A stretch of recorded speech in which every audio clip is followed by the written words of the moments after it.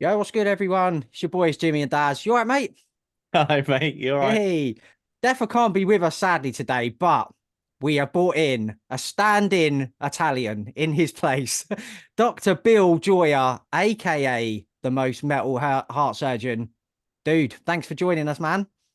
Oh, thanks for having me. You guys make me feel like a celebrity over here. We're not worthy. We're not worthy. No, please, I get more music recommendations from you guys. Come on. we're You all and do K-Man. Yeah. we're all doing our bit, man, aren't we? Yeah, We're all doing absolutely. bits. It's nice to I should be finally. doing Yeah. This is just going to be a Just a 90 Mexican minute. wave. Yeah, Yeah, that's right. yeah. So, dude, we've like obviously you were one of our very first people that we used to chat to when we started this podcast. So it's so nice to finally like get the chance to hang not in person but as close as we can. Oh, yeah. One of these days I'll make it to London. No, my wife has a good friend who lives in England, so we're gonna make it there one day, and we'll go to a metal fest or something. But yeah, Oh, brilliant. I would love to. Yeah, it's great to talk to you guys. You guys. As when I started on Metal Twitter, you guys were right there in the beginning too. So Yeah, at man. least for 100%. me, yeah. Yeah, it's so cool, dude. First thing we want to get into then, Doc, is you're here obviously to talk about a cause near and dear to you that you've become involved in, Headbang for Science. Tell us all about it, man.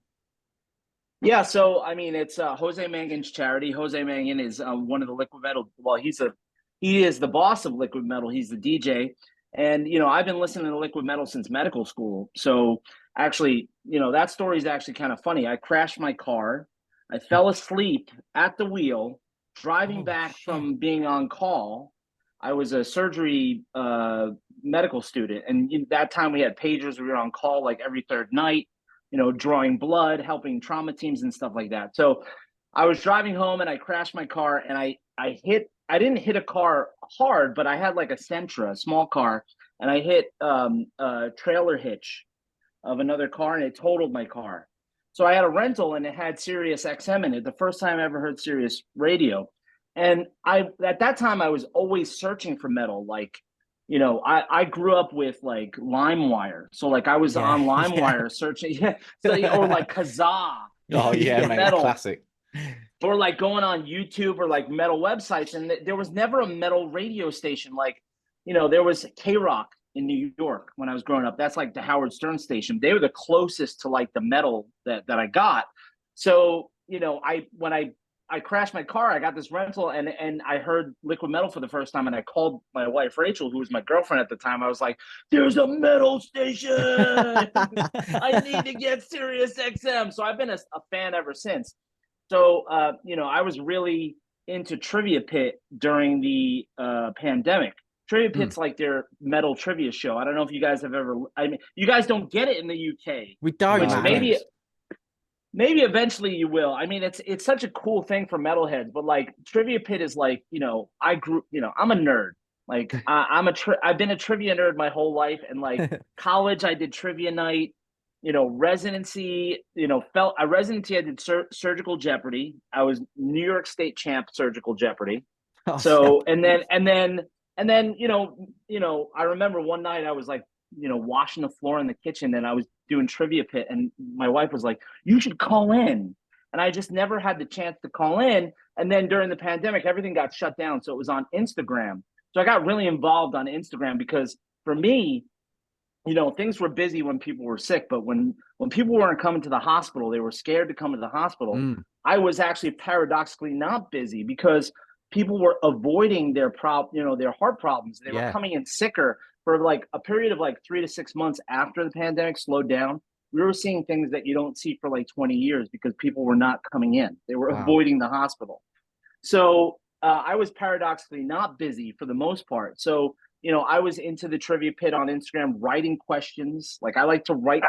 People think I'm a metal expert. I'm just a student. Like I just love to. I love like knowing things about metal, and Yep. it's just one of those things. So, and then just being involved in that for the time during the pandemic, Jose messaged me on Instagram, and Oh, he's like, wicked. "Do you want to be a part of this charity?" And I was like, I was saying beforehand, before we hit record, for me as a surgeon, you have to be really comfortable with your operative skills to do pro bono work. Yeah. And with heart surgery, that takes a long time. It's not just training. I mean, I'm comfortable as I'm progressing. I'm only 5 years out of training, so I'm not, I haven't been doing this for 20 years. So I need at least, I think, another 5 or 10 years before I'm comfortable doing pro bono surgery, overseas to help people. Yeah. But in the time being, I could do something that will help someone who is just like me. Like I literally, now we'll get to this, I'm sure, when you ask me, but like I literally started listening to metal in chemistry class. Oh, So, wow. so it's like I am the person, like 20 years ago, I would have applied for this Yep. scholarship. So, Yeah. so it really is, it's a perfect avenue for me. Yeah, that's wicked, man. So I wanted to ask you, is pursuing a career in science and in medicine in the States expensive? Yes. Yeah, Yes. Now, I mean, higher education in the States is expensive in general. I mean, there's a lot of places where higher education is free. And, I don't want to get too much into politics, but like, I agree in a lot of circumstances, higher education serves the greater good for a lot of people. Yeah. So it should be free. I have a lot of debt. I mean, I make a good living and, I work very hard, but I do have a lot of debt. And, for someone like me, every little bit helps with this kind of thing because it's less stress that you have to worry about financially, because then I can spend more time worrying about the patients, which is really what's important, like the Yeah. patients and then my family and my friends and things like that, instead of worrying about debt, where I spend 20 years of my life training to get to this point. You know what I'm saying? Oh, So absolutely, yeah, mate. it's definitely expensive. So from what I've read up on the website, and so every year people can apply for a scholarship through Headbang for Science, and then you guys, you're part of the panel, right? Yeah, Doc? so Yeah. so he asked me to be a part of the board of directors, and it's great. And like he like will run things by me intermittently, like about raising money, about like choosing scholarship applicants. He wanted to go through a particular company, and then he also reviews all the applications by himself. And I was like, dude, there's like 900 applicants. I was like, dude, let me help you with that. I mean, Yeah. Yeah. it's something that's, because he was a pharmacy major. He wanted to be a pharmacist before Yes. he decided to go into the music career. So it's like, it's important to him too. But like, so yeah, there's a lot of applicants and he reviews them all. And then he gave out 3 scholarships. It's $33,000. He splits it up. I think that's, Pantera is something very near and dear to him. Yeah. Like, Vinnie Paul was a very good friend of his. So the 333 motif, the Yeah. Cowboys from Hell thing. So everything's in 3. So $33,000 gets split up between 3 applicants who win the scholarship.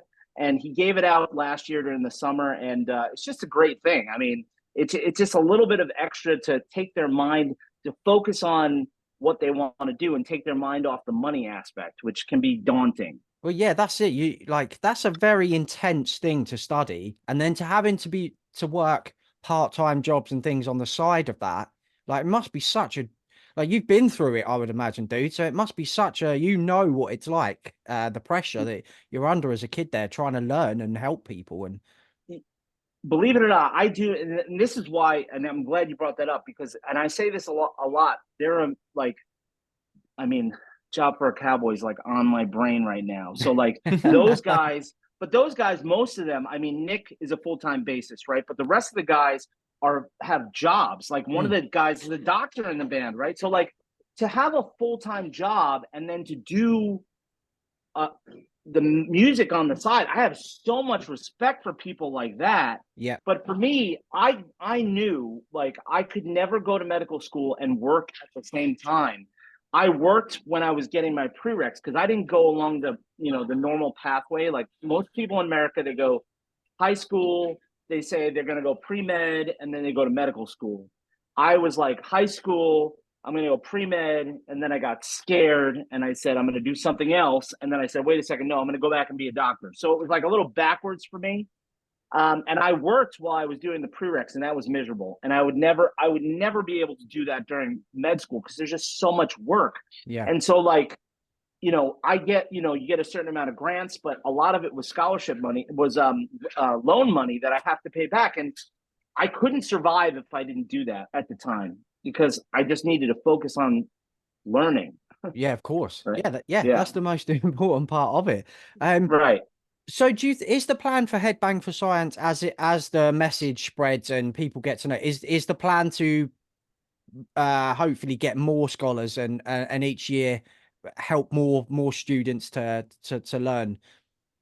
Yeah. So, I mean, I've talked to Jose about this, obviously, and I've heard him talk about it on podcasts. And I think he's got a great vision for it. I think eventually he wants it to be, a bigger, a bigger thing where it kind of runs on its own, where, we're raising money continuously for it. Yeah. And he wants to create like a fraternity of winners where they can kind of like, there's a community there, which is just like, for me, that's amazing, because the metal community is great already. Yeah. Then you have a community, because I don't have a lot of friends in my career or in my, basically in my life in general, who love metal. So there's only a few. So it's like, to have that kind of community built, to me, is also amazing. So like, that's the kind of vision he has for it. And like, we've talked about this, and I talked to him, like, the genesis of this idea of doing the decibel thing was, he's on the West Coast doing his thing. He does like taco metal parties where, he'll raise money and things like that. And like Spirit Box did a benefit. They raised like 20 grand for him. It was like amazing. Wow, that's wicked. Yeah. So, and other bands and other people have given lots of money, but I said, you're on the West Coast. I mean, I know he's doing other festivals and hosting. I'm like, I'm going to these shows anyway. Why don't I try to raise money while I'm there? Like, I know a lot of metalheads in the Philly area. Let's start with Decibel. So that's how it kind of started that way. And he, in the beginning, was like, oh, you board of directors, you don't have to do much. But like, I was like, let's go, let's raise money. Like, come on, let's go. Yeah, once you're involved in it, man, you don't want to just sit back and All in, mate. Yeah, you want to get involved, don't you? Right. I mean, he picked a heart surgeon, and I'm like, heart surgeon's like, go, go, go. Right. So it's like, that's the way I'm going for it. I'm trying to raise as much money as possible, just because I want to give back, and because it's something that I love. It's metal. Exactly, dude. So where can people find out more and sort of donate and things like that if they're listening to this and want to chip in a few dollars? So Headbang for Science on all the socials, on Instagram, on Twitter, on Facebook. You can find them there. Headbangforscience.org. You can donate directly. Cool. There's also a merch website where you can order sweatshirts, t-shirts. I know that coming for Decibel, we're going to have hats and lighters, and also, just the metal community is awesome. And we'll get like, you guys know Steve Tom Sawyer, right? Yes.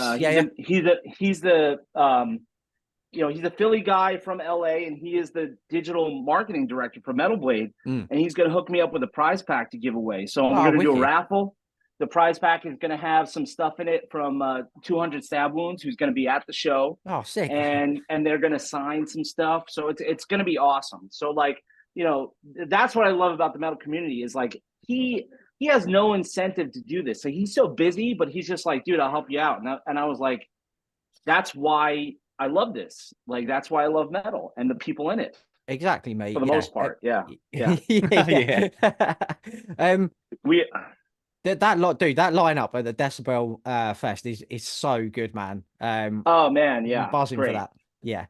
Yeah, I mean, I was just listening to Crowbar.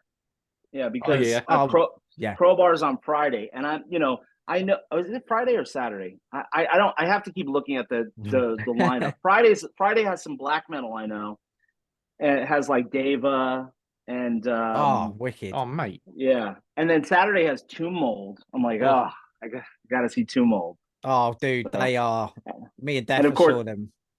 They're so good, man. You're in for a great time. Deicide and Dying Fetus too on Saturday. So yeah. Not bad. It's not a bad Saturday, no, mate. It's not a bad Saturday. So where can people find you at Decibel? Will you have a little stand and stuff like that there? Or? Yeah, so I'm not exact. So the Decibel's at the Fillmore, which is it's a great venue in Philly. It's like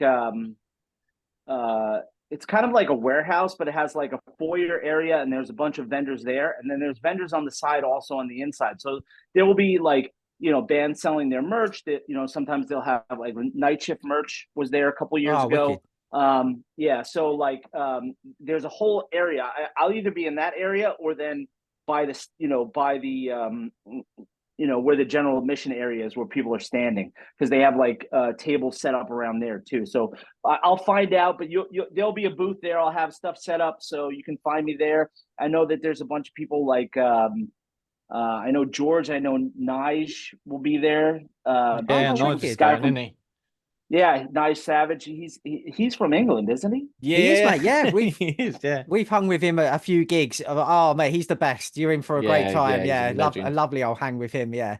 Yeah, so I was surprised he's going to be there on Saturday on the death metal day. So that's going to be pretty sweet. Oh, what a dude. Oh man, I'd love to be coming out to hang with you me guys too. at that. Yeah, mate. One One year, Daz will make One it day, happen. we'll just do like a metal Twitter GoFundMe, and we'll get you to we'll try to pick like Milwaukee Metal Fest or something. Oh, Like, dude. yeah. Oh my god. We'd love to do Which that. I'm also going to. Yes. I sent Daz the email. I sent an email to Milwaukee Metal Fest. First, the idea first started with Maryland Death Fest because I met Albert Muldrain, who's the editor of Decibel Magazine, at Maryland Death Fest through Schuler. Shit. So I saw Schuler, and he's like, "Yeah, come talk to Albert," because he has that death metal book through Decibel. I can't remember the name, but I have it in my backpack. Choosing Death, innit? Yeah, exactly. Choosing Death. Yeah. So I actually bought the book there. So I'm like sick. on chapter. I'm a super slow reader. I'm on like chapter 4. But like I met Albert there, and the idea was to do Maryland Death Fest first, but that. It's just a little nebulous because I mean they have a lot of the vendors there too, but like I didn't hear back from them, and then I sent a message to Albert, and he was like, "Sure, fine." And then I was like, I have some liquid metal friends who live in Minnesota, and they're like, "Are you coming to Milwaukee?" And I'm like, "Yeah, I'll come to Milwaukee." And I was like, "You know what? I'll send an email." And Jamie Josta emails me back. Oh, he's like, man. "Yeah, sure." Yeah. He's like, "Yeah, sure. You can have a table, dude. Anything for Jose and Headbang for Science." I was like, completely floored. I was like, "Okay, that's awesome." So yeah, I'm gonna do you it can there have a on table. yeah, exactly. In May. So I'm hoping like between the two, like conservatively, I'm hoping maybe I can raise like 10 grand between the two. Oh, Yeah, dude. That's gonna happen, mate. No, that will happen. I mean, that's yeah. one person's scholarship paid for. That's right. Yeah. That's why I think like if we can get, and for him, I think if we can get an army like this to do things like this at shows, give people tickets, let them go to shows and sell merch and raise a couple $1,000s every time for free. Yeah. It's the old school street team revived, Oh, mate, so It sick. is, yeah, out on the streets, flyering gigs and stuff like that. Yeah, that's quality. But mate, that's the way to build things like this, isn't it? That's how you build a community from Grassroots level, mate. Absolutely. And people who love it want to get involved. That's the thing. Yeah, absolutely. We'll obviously we'll put links to the website and the merch store and everything in the episode description. So if people want to go and hand over a few bucks for a good cause, then all that information will be in there. So so Doc, let's get then into your sort of journey into I'm really intrigued by this, Doc, because I think we're gonna have very similar well, we're like the same age, right? Yes. I mean, so probably. So I remember this. So I always tell this story, and it's like, oh, go ahead. I'm sorry, I keep it. No, I'm no. Italian, right? I'm like deaf is quiet, but I'm more of like a little bit more like Joe Pesci, I guess. Yeah. I think you're like slap bang in the middle of Daz's age and me and Deffer's age. So we've got like a nice little timeline that runs through the four of us. So yeah, what was your? Let's start off then. Did you have music around you as a kid growing up? Yeah, so I mean, I thought about this while I was washing dishes before, and the only thing I can remember, like, there was always music like in the car and like in the house doing like chores and things like that. Like my mom would listen to like Gloria Estefan and like Amy Grant. Like I remember like getting ready for, and then like I remember driving to like Yankees games with my dad listening to like Led Zeppelin. And then like Yeah, Led cool. Zeppelin never, I remember it being like cool, but it never stuck with me. And then Mm. I remember the first tape I bought ever was at the Wall. You guys, it was like you know, a record store. It was you get little stickers and you get more stickers and then you get a free tape. I remember it was like or Oh, $10 wicked. off. Yeah, so like the first tape I bought tapes. I had cassette tapes. That's how old I am. The first tape I ever bought was Green Day's Dookie. Oh, Oh, And I nice. remember, absolute classic, man. yeah, of course. I remember I saw the videotape, the music video for Basket Case, and I remember it being Yeah. so fast and being like, "Wow, this is so cool!" Like Yeah. the guitar is so fast. It's like I like that speed. And so I remember sitting in chemistry class in 10th grade, and I had my headphones on, and I was listening to Green Day. And there's two guys in my class. They were metalheads, and they come up to me and they're like, "What are you listening to?" And I was like, "Green Day." And they're like, "No, listen to this." And they put Enter Sandman. I never heard Enter Sandman up until that point. And they put it on, and I was like, "Holy shit! Like, what is this?" And like at that point, like I always like trying to remember, like timelines get a little messy, but I remember hearing Corn too. Like that was like 95, 96. I Mm. remember I had a friend who was really into Corn, and I was like, I thought it was kind of cool, but like I didn't really get into them until later. But I remember hearing them and when they first came out and being like, "Oh, this is weird," like not really ready for it. And then Yeah. like Yeah. when I heard Metallica in 10th grade, I was like, I'm all in. Yeah. So that was where it started. And then like, you know, I was into sports. Like I was a nerd, but I was also an athlete. So I played football, wrestling, lacrosse. Oh, So wicked. in the wrestling room, it was Pantera and Pearl Jam, and that was the first time I heard Pantera running around the wrestling room. And you know, so it was like that was my metal upbringing was through sports and school. Like that's where it came from. So was that then? That was like mid 90s then. Yeah, that's We're like talking, yeah. yeah, like 95, 96, like around that time. Yeah, Like I cool. was late. I was late for the Black Album. I know I was late for that. Or 97, 98 was 10th grade. So I was late for the Black Album. I was late for that stuff because I Mate, was just getting into music at that time. And like I remember listening to like Bush and Live and Yeah, yeah. Green Day and like Nirvana and like kind of getting into that. And then when I first heard Metallica, that was the jump off. That was the takeoff point. Yeah, because all those bands, that was like, did you have MTV2 and stuff like that in the States? Yeah, we had MTV, MTV2, all that stuff. So like, but I would only watch that sporadically because Oh, okay. I was busy with sports and things like that. I mean, Yeah. I remember hearing Lamb of God. So there are certain metal milestones I remember. So Yeah, yeah. Metallica's one. Number two, if we fast forward, I think I was like a junior or a senior in high school, and I was with the football team, and we're driving to a carnival. We used to have carnivals on Long Island in the summer all the time, spring, summertime.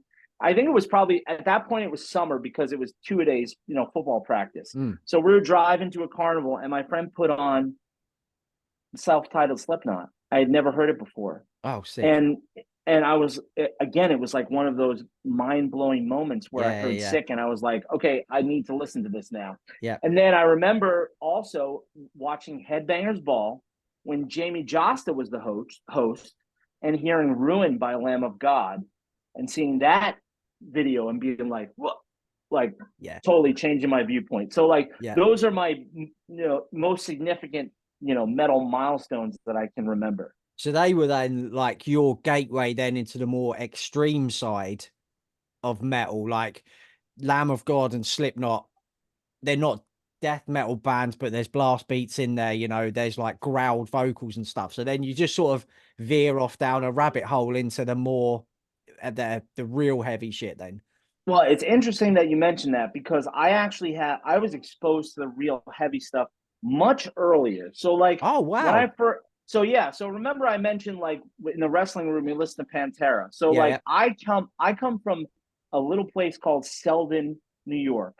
And Selden, New York is kind of like on the middle of Long Island, like just a little bit on the north side, right? Okay. Like towards the east end of Long Island. And just southeast of that is a little town called Centereach. And if you guys know, there's a very, very famous death metal band from Center Reach, New York. If you guys can mention that band, I'll be Suffocation. very impressed. Yes, Suffocation is from Center East New Come York. on. So I had a good friend on the wrestling team who was my weight, who was into like Cephalic Carnage and Oh wow. and Cannibal Corpse and Suffocation. And there was another guy who was into Metallica. And like I gravitated more towards the Metallica because I wasn't ready for that. Like he was like, oh, check out Suffocation. And I was like, whoa, this is too much. Like, but I was not ready for that at the time. And I remember hearing like, you know, Effigies of the Forgotten and being like, this is not for me. When I was in high school. Yeah. But later on, when I was in college, another metal milestone is Kazaa. Yeah. I downloaded Apex by the Black Dahlia Murder. I had no idea what it was. Oh, wicked. And have you ever heard that song? So in the beginning of that song, it's like it's a discussion of like an anatomical description of like a decapitation, but it's not like it's like from a perspective of like a serial killer or something. It's very weird. And I remember listening to him being like, what did I download? Like, why am I listening to this? And then like when the song started, I was like, oh damn, like what is this? And then Black Dahlia Murder was kind of like my re-intro back into death metal. So that was cool. That was like 2004, 2003, 2004, whatever on that Hallowed came out. That's when I first started listening to death metal again. Like, you know, in the future. Yeah, I was just saying that downloading anything in that sort of time, early 2000s on Kazaa or Napster or what have you, 80% of the stuff that you were downloading, no one really knew what it was. It could have been anything. Yeah. That was like Russian roulette back then. It was the Wild West, mate.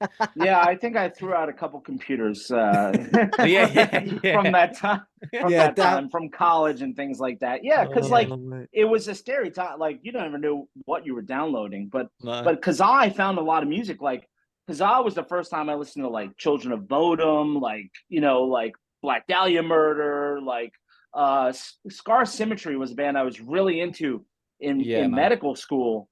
Like that, like, you know, that's I found through that, and that's how I found music before like Metal Twitter. Before K-Man made it easy for everybody, I found music through Kazaa and like, you know, randomly searching through websites, and like I didn't have time to be on like, you know, message boards and things like that. So I wasn't doing, a lot of people did things like that. I wasn't like doing things like that at the time. So yeah, everyone had their everyone who went through that phase. I think that's why we're all such massive nerds now. You really had to put the work in them days to discover new bands, man. But I mean, think about it. I mean, I have this as like a pin on my Twitter. This is like a microcosm of human evolution. You start with tape trading. People sending tapes through the mail, like, oh, check this out, check that out. And that's like Brian Slagle's days. Like that's how he built his business, was through tape trading and like, you know, building compilations and things like that because of music that he discovered. And then it becomes the internet, then it becomes downloading. Now it's Twitter, where things are compiled for us and we have everything, you know, we can check out whatever we want. Like and I love it. It makes it so much easier. Like I listen to 60 records a year, 70, 80 records a year now. So it's like, it's a blessing and a curse, man, because me and Daz were chatting before about like, oh, you know, it's at the end of the first quarter of the year, and how's your album of the year list looking? Oh, it's got this many records on, but oh my God, the next 2 months are mad. So it's like, it's a blessing and a curse trying to keep up with it all and trying to keep your finger on the pulse, man. Oh, it's impossible. It's impossible. It's so hard. There's so much stuff coming out, and you miss so much good stuff. It's so hard to keep on top of everything. Yeah, but I think when you discover a record you really love, and you something me and Daz have spoken about before is like trying not to keep up with everything, because I feel like you don't then spend enough time with the albums that you really love, because you're listening to albums that you might only ever listen to once. Do you know what I mean? So I think spending more quality time with less records is what we're trying to do at the moment. Yeah, and I think that's a great way to, I mean, I think, but that's also a personal taste thing. Like you Yeah. decide what you like and what you don't. Yep. And Yeah. then you kind of screen like, and there's a lot of stuff, and there's a lot of upcoming bands that are like making their way, and Mm. some of them will make it and some of them won't. And like, but listening to all that stuff is fun. Like trying Yeah. to find, like, see what's going to be next is Yep. great. But like for me, it's been like Moon Healer's been like on repeat. So Oh, I know, dude. yeah, I've seen yeah. your tweets, man. Yeah. Yeah, I texted Steve Sawyer, and I was like, dude, I feel like you in 2014, because I had, no idea who they were at the time. So, dude, I noticed that you've just got into vinyl collecting as well. Recently, you're a big physical media guy, right? Yeah, so I mean, I started out being like, when I started getting into metal Twitter and like seeing all these young and upcoming bands through like Bandcamp and things like that, I started being like, if I'm going to spend money on music, I might as well just give it directly back to the people who are making it and try to like, even if it's like, even if I'm only going to buy like one record, a record and a t-shirt, like maybe that will help them become something else in the future. So like, that's where I started collecting, and I didn't really mean for it to become anything. And then I did Trivia Pit. Like I actually called into Trivia Pit and I won, and Jose sent me a bunch of vinyl, and I was like, well, and I'll blame him. You can have me on record blaming him for my vinyl addiction, because now I have a collection of vinyl, and I decided that I'll just buy vinyl that I love. So Yeah. like a record that I love, I will buy the vinyl, Yeah. and I have a bunch of CDs too, and that's from just Bandcamp and supporting up and coming artists and things like that. But like I will buy the vinyl, and it's just getting larger, the collection, and I don't know what to do with it now. So it's just it's becoming Well, a problem. I knew it was going to be a problem, and now it's becoming a problem. dude, that's we've said, haven't we? That's why we will not start a vinyl collection. Yeah, man. Yeah, It's becoming a dude. problem. Is the quote. Here's the thing, though. The thing is that I was talking to Steve about this too, and he's like, it is and I think this is a beautiful way to talk about it. It's the inconvenience of it. The Yes, physical yeah, media, it inconveniences you. Like if you can stream it, you can bring it up anytime. But if you have to put a record on, yeah, you have to stop what you're doing, right? yeah, And then you have to, and then it encourages you to sit down and listen to it. yeah. And like I opened the one of the vinyls the other day and took the inside out, and I was looking at, I'm like, there's artwork in there, like there's all tons of stuff to look at. And so like if you're an audiophile, if you love metal and you love the music, then I feel like a lot of people are going to eventually gravitate towards things like this, because Yeah.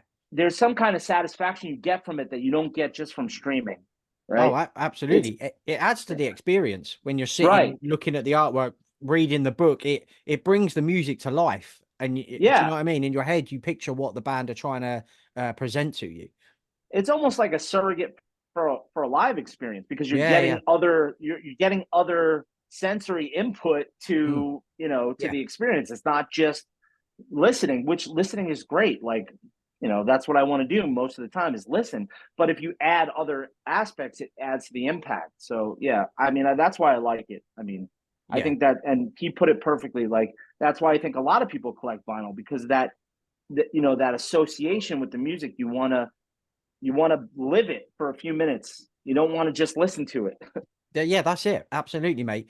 So you just brought up live shows there, which it leads nicely into what were the first live shows you went to, the first metal gigs you remember going to? First metal, man, I gotta think for a second. Okay, if I had, man, it was probably Slipknot, Lamb of God is probably my first metal show. Because I went to a bunch of punk shows. Like when Oh, I okay, first cool. started, so I went to see, like, first concert I ever went to, first like rock concert, was Blink 182, Oh, right? wicked. And the first, because that was like middle school, or like the beginning of high school, whatever the case, maybe ninth grade. And then I went to a bunch of small punk shows, and then I feel like it was probably Lamb of God, Slipknot, like early in the beginning, like one of those. I've seen them like 9 or 10 times, so it's probably them. I can't. I'm like 40 now. I can't remember how the first metal show, Did but I saw. Let's see. I saw Metallica with my wife, but when were we married, Ray, when we saw Metallica? What? When we saw Metallica, were we married or no? No, she doesn't even remember. We're old, so yeah. Dude, I feel your pain, man. Did you? So where you grew up in New York, then? But did you ever? Were there venues? A lot of venues around where you were? Did you have to travel sort of out of town and stuff to see gigs? And Yeah, so I mean, we like when we one of the venues I used to go to a lot was Jones Beach. I mean, I went to Ozfest in 2004 at oh, Jones wicked. Beach. So Jones Beach is like, well, it's literally on the beach. It's an amphitheater outside. I remember it was like that was like I feel like that was the Ozfest to go to because it was Black Sabbath, Judas Priest, Slayer, um, Superjoint Ritual, I think was one of the other headliners. And then like the second stage was like Slipknot, Lamb of God, Hatebreed, God Forbid. Like Oh, sick. it was like it was Yeah. And it was it's a on the crazy beach. yeah, and it's on the well, yeah. The concert like the concert grounds are like kind of like in the dunes area, so it's not directly on the beach. The amphitheater, you can see the beach behind it. And I Oh, remember sick. I remember it was raining and there was thunder lightning when Halford drove his motorcycle up on stage. Oh, I mean, that's just perfect, isn't it? Like, yes, it was poetic. It was poetic. Yeah. yeah, it's literally perfect, man. Yeah. So I know, dude, you recently won a Max Cavalera guitar. Oh, yes. Yeah. Do you play? Can you play guitar? Do you play at all? So yeah, so I mean, though, so going back to the chemistry class, those two metalheads who were actually they were my friends. Like one of them I actually would went to his house and he taught me how to play a little Oh, guitar. wicked. At that, yeah, I don't really play very well. Like I when we as you guys know, like as we talked about, there's a lot of work going into medicine, right? So Mhm. like a lot of like interest in life kind of take back seat. So like Yeah. when I finally got a job and we got settled, I said I picked up guitar. I started taking guitar lessons. Do you guys know who Nick Nocturnal is? Yes. Yeah. Yeah. Yeah, so he was giving me guitar lessons for a while. Oh, He wicked. was yeah, so like he put on his YouTube. I followed him on YouTube before he got really huge. Like now he's huge, but like Yeah. when he was a little bit smaller, he was still pretty big, but like he put on his YouTube like guitar lessons at so and so, and he was giving me guitar lessons, and he's a great teacher. Like I'm not very musically talented, so like like some of my family are. I'm just not. So like I have the itch to try again, and Max when he drew the guitar was like, "You better pick it up and start playing," and I was like, "Yeah." So now I've been like secretly like thinking and like I'm a heart surgeon, dude. I cut people open and I sew on their hearts, but like I'm nervous about messaging Kyle Bream about giving me guitar lessons, and he messages about it on Instagram all the time, and I'm like, you know what? Nick's great. He's an awesome guitarist, but I want to play death metal, and I want Yeah. to Yeah. message Kyle. I want to play Kyle and be like, listen, I have one request. I want to play Morbid Visions. Oh no, I want to play Troops of Doom. Troops of Doom. I'll play Troops of Doom and videotape it for Max and Dude, there on you his go. guitar. Man, that's Yeah. a great So idea. if he can teach me how to do that, then I'll be happy, and then I'll retire from guitar. Well, dude, I mean, I'm not being funny, but if you can play Troops of Doom on Max's guitar and it gets sent to Max, you don't need any more than that, do you? Like Yeah. that's enough, man. Yeah, I was completely floored. Like that whole experience was great. Like I went. So one of my friends, actually, my friend Ben, who is a trauma surgeon, he was one of the.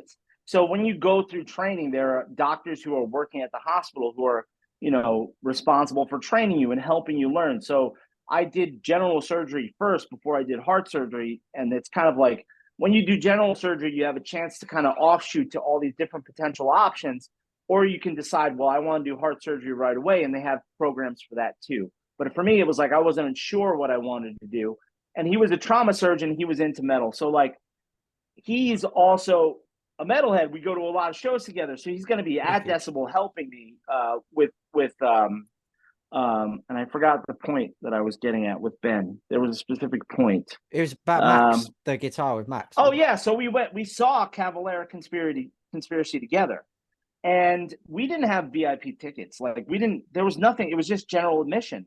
But we went to the merch table, and at the merch table, there's like this little index card. It says VIP $100 meet and greet, and we're like, okay, let's do it. Yeah, fuck so, it. and yeah, exactly. So, and in that process, you filled it out with your name and phone number, and that's how I ended up getting drawn and won. Oh, but like, wicked. yeah. So, but we actually got to go to the bus and meet the guys, and it was like, man, it's unbelievable. Yeah, yeah. Oh, that's so sick. Like I know Deffa was like. Deffa absolutely worships Max, man. Like he'd have probably fainted, wouldn't he? He would have fainted. How could you not? I mean, he's like Jose is a metal ambassador. He's also a metal ambassador because he's all about bringing up younger bands. He like brings younger bands on tour with him. Yep.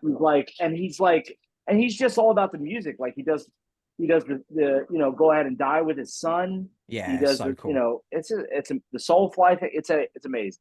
He's a pillar. He really is, man. Yeah, he is. The world needs more Maxes, that's for sure. So dude, outside of metal, is there any other? I know you probably don't get enough time to listen to the metal you want to listen to, but is there any other music outside of metal that you enjoy? So I would say that I really don't listen to anything other than metal if it's not me. But if other people have music on, like, my wife loves 80s music. I like 80s. Like I've seen, like last year what was it, last year or 2 years ago? Like time flies so fast. We saw Lionel Richie. Oh, we saw Janet Jackson. We saw Journey. We saw Foreigner. So like I like a lot of that kind of stuff, and I like dark synthwave. So I like Ghost. I like Carpenter Brute. I like Perturbator, like that kind of stuff. I also like. I mean, I grew up with hip hop too. Like I have a lot of friends, like my closest friends. I would have to force them to put metal CDs in the car. Like it would be like, Eminem, DMX, Biggie Smalls, Tupac, Dr. Dre, like all the old school 90s stuff. Like I listen to a lot of that. Now I don't like voluntarily listen to that unless I happen to be in the mood. And sometimes I am, but 99% of the time it's metal. But like other stuff, if it's on, like, that's why like sometimes we'll be in the operating room and like we'll put on like the 90s station. They play a lot of rap and I'll start rapping and they'll be like, you know this song? And I'll be like, yeah, I grew up with this. Like I grew up with this stuff. Dropping bars, mate, in the OR. Yeah, exactly. Yeah. It's so wild imagining you just like doing this real, like high pressure, complex job where you're saving people's lives and you're just spitting out like "What's My Name" by Snoop Dogg. But not even so that. Cool. Like I'm singing like every metal song that's on too. Like mate, I'm sick.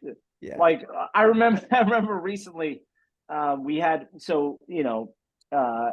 everybody has issues with staffing now. There's and nurses are like. Nurses, we can't work without nurses. They're they're indispensable. So especially for our team, we require specialized nurses. And we have a traveler who's coming in and helping us now because we have some nurses who are out. And one of the other nurses is like patting her on the hand, like he's gonna sing the whole time. just so you know.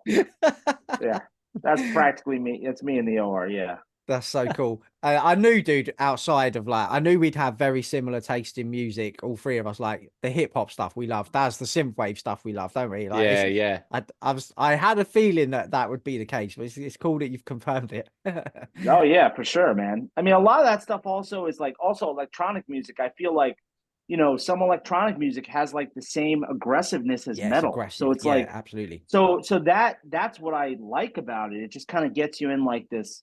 Maybe it's like this wavelength that you get on that just kind of helps you focus, whether you're working out or you're studying, whatever it is. Yeah. And I really operating. something's really cool as well. Like I know, like a lot of these new death metal bands have got little bits of synthwave incorporated. Like Frozen Soul have got the little interlude bits, and I love Yeah, that. they had Ghost on their record, right? Yeah, Or they did. Ghost. Yeah, He's yeah, Ghost without the H. Yeah, yeah. which is yeah, Ghost. Like, come on now, Yeah. the H. yeah. You need the H to be a ghost. Yeah, more of Definitely that need the though, H. please, man. More like synthwave in death metal. It's fucking cool. Yeah, yeah, it's definitely cool. So, Bill, as an Italian from New York, I know you're a man who loves his food. What would be your death row meal? Oh, okay. This is tough. I reckon they'd keep me alive. If So you know, if they put you to death, you know, after you've decided, I'd probably be alive for another at least a year thinking about this question. if they were like, wait, choose your last meal. Actually, you got to stay. Wait, Yeah. yeah, good, because I haven't decided yet. Yeah, exactly. It'll probably be. So I like. All right, so it's funny you talk about this because we were talking.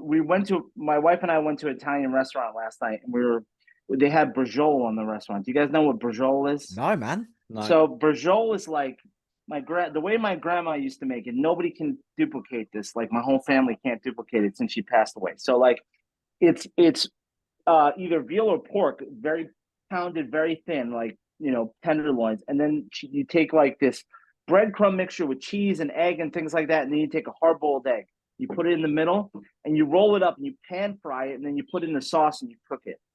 Oh, It's just wow. and then you slice it into pieces. It's like I remember that from growing up. So braciole with chicken parmesan and rigatoni alla vodka. That's probably my death row meal. That sounds all right, doesn't That sounds it? pretty good, man. What was your dad's? Did we ever discuss what was yours?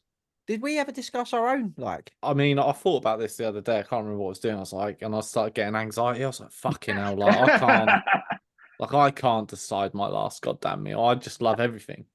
yeah, that's it. That it was so difficult. Al from Coffee Mulch had another human, didn't he? He said he did. Another human. That's a That's vegan messed he up. wanted to try and eat. I'm sure that would throw them for a loop, right? Like, wait a second. So dude, as obviously the timelines are similar here, right? With getting into metal and growing up in the 90s and stuff. So we've got our either or that we do. We've got a 90s / noughties edition here for you. So we're going to give you two albums by a band, and then you just got to pick one or the other. So first one, Machine Head, Burn My Eyes, or The Blackening. The Blackening. Nice. Oh, straight off the bat. Yeah, I mean, I love a lot of songs off Burn My Eyes, but The Blackening, I remember the first time I saw Machine Head was with Metallica with my wife. That was the first time I ever saw Metallica too. Oh, And that was what we were talking about before. And I remember my wife being like, I don't really like them. And I was like, whoa. And I played a lot of stuff off The Blackening. So it's definitely The Blackening. I listened to that album a lot after that concert. Yeah, so, wicked. for sure. a vulgar display of power or Far Beyond Driven. Sorry, Doc.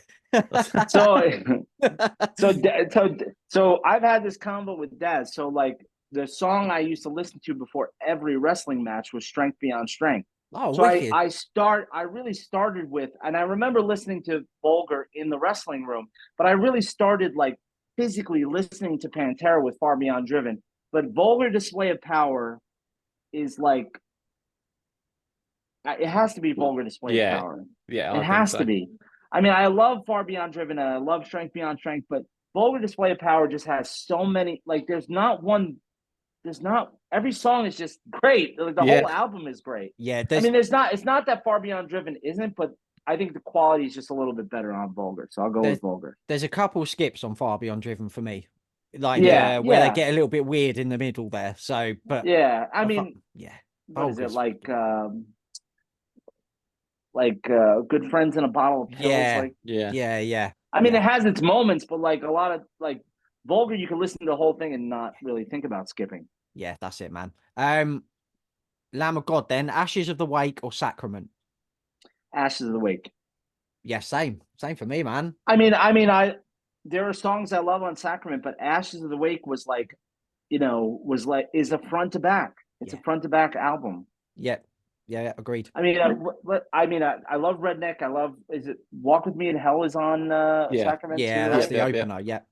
Yeah, I mean, there's a lot. There's a lot of great. I love. Was it Blood Junkie? No, that's on. Is that on? That's That's on That's the on on Ruin, one. I Palaces. think. That's on Palaces Yeah, Burn. Yeah. Palaces. Yeah, yeah. So yeah, Palaces then. Yeah, yeah. I see what you did there. Although I do love Ashes. It's Yeah. probably my favorite. But Yeah. Right, Sepultura, Arise, or Chaos AD. Arise. Nice. Yeah. Straight off the bat. Chaos Straight off the AD. bat. There's definitely a shift in sound from Yeah. Arise Yeah. to Chaos AD. Yeah. And it's not bad, but it's different. Chaos AD is Rise is way thrashier, and like Arise is just another one of those records, like front to back. Like, Yeah. what's it? Yeah. Is that song Subtraction on Arise? Like that Yes. song is sick as hell. That song is sick as it's hell. so good, man. Yeah, Yeah. I was going to choose Beneath the Remains or Arise, but I thought That yeah, I know. Harder. That would have been way harder. Yeah. But I thought because of Inner the Self is probably one of my favorite Sepultura songs. Oh my god, I love that riff. Oh, dude, Inner Self is one of my favorite songs, full stop, ever. Yeah. Like the clean bit in the middle, that every time, man, that bit fucking gets me. Oh man, the main riff in that song though is all time. That's like Max writes all timers. That's the He thing. does. He writes Yeah. all time That's all riffs, he knows. like all time riffs. Yeah. And he only needs 4 strings to do it. Yeah, that's what it's so wild. There's me and you, dude. Like I've been trying to learn guitar for years. Can't do it with 6, and he's got 4 of them, and he's just like belting out the world's best ever riffs. Like exactly. Well, you're up, Jim, with Mastodon, aren't you? Oh yeah. Mastodon, mate. Leviathan or Crack the Sky? So Crack the Sky is my favorite Mastodon album, but only because. But here's why. Okay, because I love concept records, and as an experience, I think it's my favorite Mastodon experience. I love Mastodon's one of my favorite bands, so I love their whole catalog, but I would say Crack the Sky, and I love Leviathan is also a concept album, right? It's like the Moby Dick concept album, but I think it's a little tighter with Crack the Sky. It's more of an experience. It's like Moon Healer. Moon Healer is a concept record. So you listen front to back, you read the lyrics, and like you're transported into this kind of experience. The same thing with Crack the Sky. More than Leviathan for me, even though Leviathan I think is a little heavier in some ways. But they're both it's funny, Moon Healer and Crack the Sky both got a very personal meaning behind them, haven't they? And I think that makes the concept way more hard hitting as well. Well, with Crack the Sky, wasn't it like some kind of paraplegic, like astral projecting into Rasputin or something? Yeah, it's wild. It's like totally weird. Wild. Yeah. Where astral projecting into a guy with a massive dong. That's exactly legendary. It's so bizarre, man. Right, last one then, Doc. Fear Factory. It's demanufacture or obsolete. All right, so I just saw Fear Factory for the first time. They were wicked, freaking amazing. So that whole bill, I saw it was Machine Head, Orbit Culture. Like after I saw Orbit Culture, I listened to Descent for like a week straight. I sent you the record, Daz. I was like, "You listen to this thing?" Because like I listened to it for because they were amazing live. But like they're great. Fear Factory, when the new vocalist is like really great, like he's got a lot of energy. He sounds fantastic. Like his cleans sound good, and his growls. Obsolete was the first Fear Factory record I listened to, and it's the one that I remember the most. So I'll go with that. Yeah, sure, Obsolete. man. But they blew me out of the water. Like the whole bill, Machine Head sounded great. I mean, but the whole bill was great. Dude, I'm desperate for that to hit the UK. Because I've seen Fear Factory a bunch of times. And like Burton was very hit or miss live. Like get him on a good day, he was amazing. Get him on a bad day, and it was sometimes unlistenable. But this new guy is just on the money all the time. And that's what you want when you go and see a live show. And that's, I mean, it's not easy. I mean, it's No. not easy to do that. But I mean, the way, I mean, he sounded like high fidelity, like, really sounded great. Yeah, I'm dying to see them They're now. playing Brighton, Jim. Oh, are they? Yeah, I can't remember Oh, the date, but they are playing Brighton. oh shit. Well, we're having a day out in Nice Brighton. day out, mate. Yeah. Nice. Oh, Doc, that's it. Thanks for taking the time again, man, to join us. It's been Well, an absolute blast finally getting to hang with you, man. thanks for having me. And I hope your listeners go to headbangforscience.org and they check me out if I'm at these festivals and donate and buy some merch and wear it. And if you have headbangers in your family who want to go into medicine careers or they want to go into science, engineering, whatever the math, whatever the case may be, physics, jump on the website, sign them up for an application, and maybe they'll get some money to help them with their dream. Absolutely. You heard the man. Right. You know what? Yeah, you know what to You do. know what The to do. links will be in the episode description for you. So yeah, thanks everyone for tuning in to Bangers and Mosh, the podcast for heavy music. We'll be back very soon. Until then, party on, dudes.